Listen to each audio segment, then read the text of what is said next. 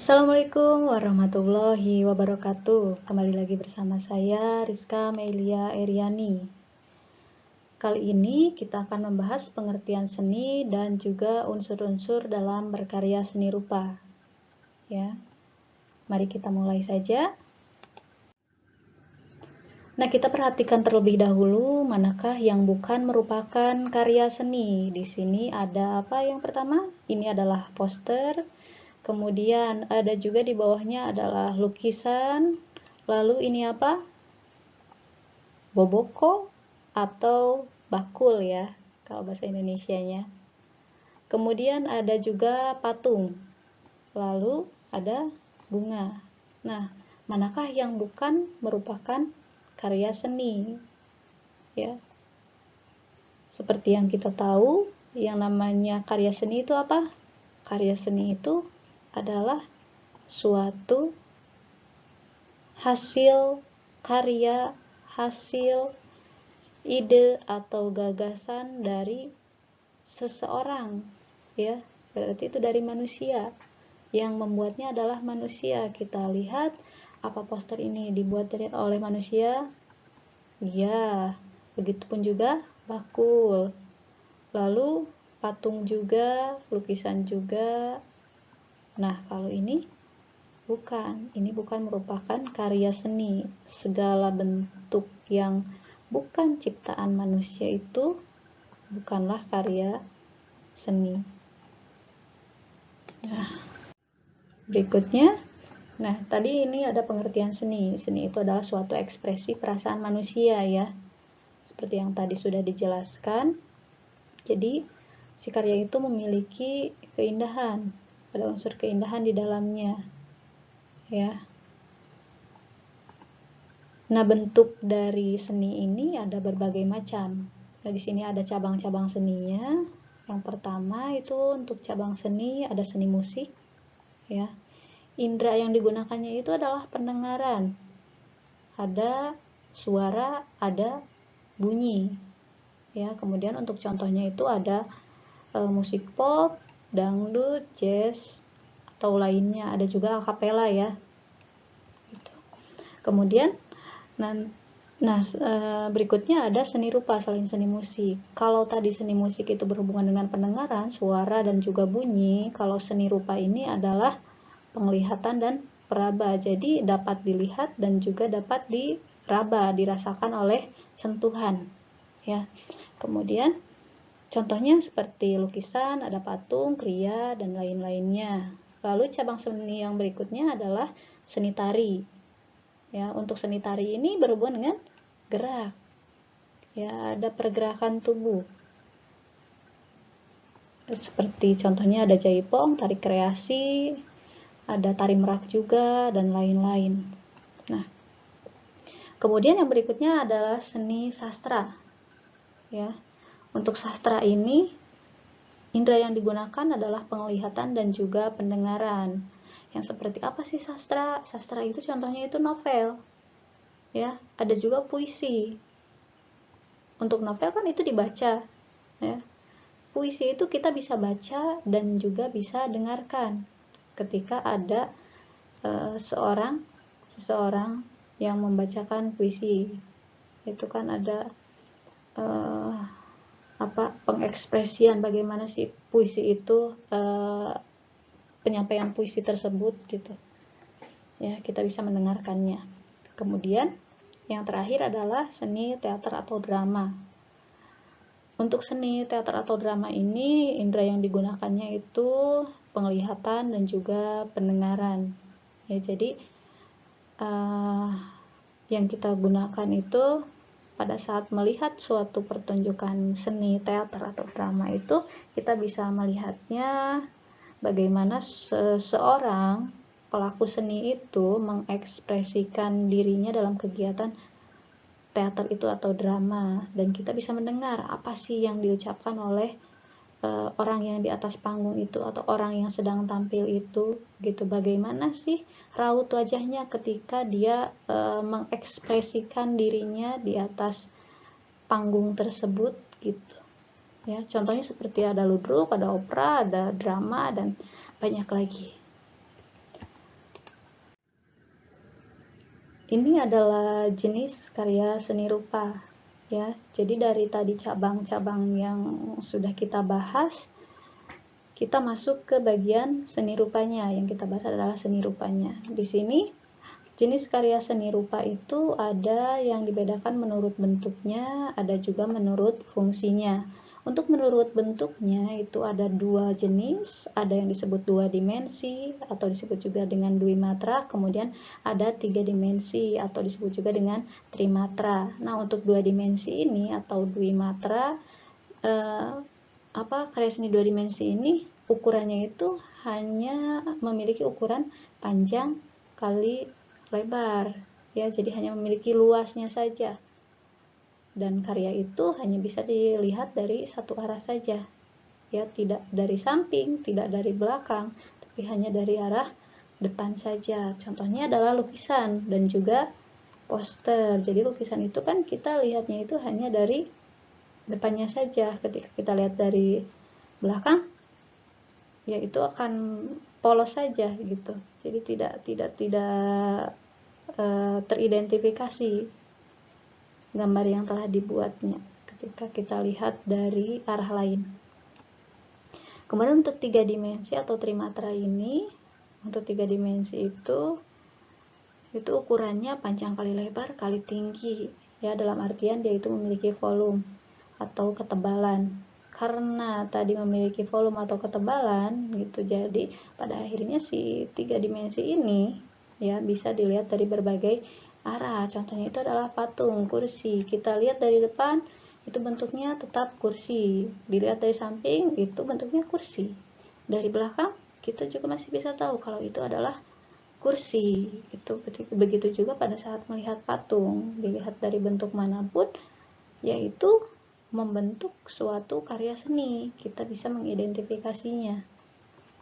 Kemudian setelah kita tadi lihat menurut bentuknya, kita perhatikan menurut fungsinya. Menurut fungsinya itu ada seni rupa murni atau disebut juga pure art, kemudian pure art atau fine art, kemudian yang kedua adalah seni rupa terapan atau applied art ya. Untuk seni murni ini jadi ditekankan pada pengekspresian si pembuat karyanya, jadi kepuasan dari si pembuat karyanya ya. Untuk murni ini jadi tidak memiliki fungsi pakai, contohnya seperti lukisan atau patung ya. Sedangkan untuk tadi yang pure art atau seni rupa terapan itu tujuannya adalah untuk memenuhi kebutuhan pakai bagi manusia ya, mau itu seperti tadi bakul, kursi, tas. Untuk bakul itu kan kita bisa gunakan untuk menyimpan sesuatu ya, misalkan ya paling banyak digunakan untuk menyimpan nasi misalkan. Kemudian kursi digunakan untuk apa? Untuk duduk. Kemudian tas, kita bisa menyimpan berbagai barang ke tas itu. Nah, misalkan tas ya, itu. Pada saat kita belanja ke pasar, kita kan tidak sembarangan pada saat membeli tas. Tapi ada kalanya kita memperhatikan warna apa ya yang ingin saya beli, atau warna apa ya yang cocok dengan saya, atau bentuk seperti apa ya tas yang diinginkan gitu. Berarti kan selain memenuhi kebutuhan pakai ini gitu, kita juga memperhatikan estetikanya, keindahan dari barang-barang yang akan kita gunakan ya. Jadi selain untuk memenuhi kebutuhan pakai tadi, tanpa terlepas dari estetikanya, perhatian terhadap keindahannya ya. Nah, kita lihat di sini ada tadi gambar bakul ya.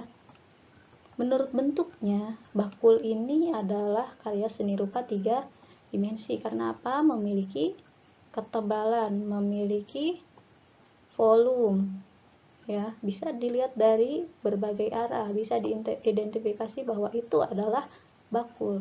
Kemudian fungsinya adalah fungsi terapan, dalam artian benda ini, bakul ini bisa digunakan ya, bisa digunakan untuk mempermudah kegiatan kita. Ya, digunakan tadi untuk menyimpan barang, menyimpan nasi, menyimpan lain-lainnya, ya, selainnya nasi itu. Kemudian yang kedua ada apa? Nah, yang ini juga apa? Yang ini apa nama bendanya? Kita lihat. Nah, ternyata ini adalah poster, ada musik fest, ya. Jadi festival musik. Poster mengenai festival musik. Poster ini adalah bentuknya seni rupa 2 dimensi karena hanya bisa dilihat dari satu arah saja tadi. Kemudian fungsinya terapan. Kenapa fungsinya bisa terapan?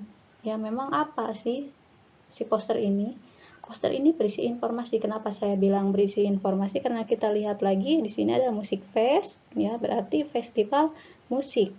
Kemudian ada tempatnya, ya, ada waktunya, tanggal 7 sampai 16 Agustus. Ya, berarti poster ini menginformasikan bahwa pada tanggal berapa ini, 7 sampai 16 Agustus, ya, di kota ini akan diadakan kegiatan festival musik. Ya. Itu sebabnya disebut seni rupa terapan. Kemudian ada patung. Ini patung. Patung ini bentuknya 3 dimensi karena tadi diidentifikasi dari manapun, ya, kita masih bisa mengenali bahwa itu adalah patung. Kemudian fungsinya adalah murni, ya. Karena apa?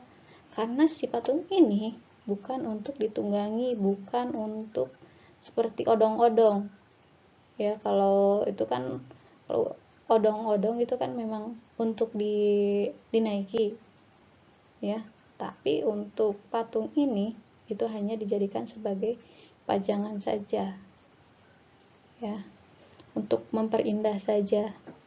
Kemudian yang berikutnya adalah apa? Lukisan, ya. Untuk lukisan ini sudah jelas 2 dimensi dan fungsinya adalah seni rupa murni karena digunakan untuk pemuas diri saja, ya, untuk kepuasan saja, keindahannya saja, ya. Nah, di sini ada unsur-unsur dalam berkarya seni rupa. Nanti kita bahas di video berikutnya, ya. Untuk secara umum saya akan jelaskan sedikit mengenai unsur-unsur seni rupa ini. Jadi unsur seni rupa ini terdiri dari unsur fisik dan juga unsur non fisik. Nah, untuk unsur fisik ini berarti semua karya seni bisa kita lihat, ya, secara langsung. Jadi unsurnya itu bisa kita lihat secara langsung, maksudnya seperti unsur titiknya gitu, kita bisa melihatnya. Oh, nampak nih, ini adalah titik gitu. Kemudian yang kedua unsur garis, ya. Dan ini adalah titik, ini garis. Nah, kita kan bisa mengidentifikasi, ya, ini juga garis zigzag, ya. Kemudian bidang. Nah, ini adalah bidang, ya. Kemudian bentuk, kemudian ruang, ya, ruang. Nah, untuk ruang sendiri nanti ada yang namanya ruang semu, ada yang semu, ya, ada yang nyata, ada semu, ada nyata. Ya, nanti akan kita bahas ini yang dimaksud ruang semu itu apa dan disebut ruang nyata itu seperti apa. Kemudian warna juga nanti kita akan bahas teori Brewster, ya, teori warna Brewster. Kemudian ada tekstur. Nah, tekstur juga sama. Ada tekstur semu, ada juga tekstur nyata. Nanti kita bahas. Dan berikutnya adalah ada gelap terang, yaitu untuk unsur fisik, ya. Nah, sekarang unsur non fisiknya, ya. Untuk unsur non fisik yaitu merupakan suatu prinsip atau kaidah yang bersifat umum namun bersifat penting, ya. Jadi keberadaan unsur non fisik ini bisa mendukung kaidah non fisik itu ya tadi ya, sehingga menghasilkan sebuah karya seni yang indah dan dapat dinikmati. Nah, contohnya itu ada unsur kesatuan, ada unsur keseimbangan, irama, ada juga nanti harmoni, terus kontras ya, dan masih banyak lagi. Itu silahkan nanti ada di video berikutnya.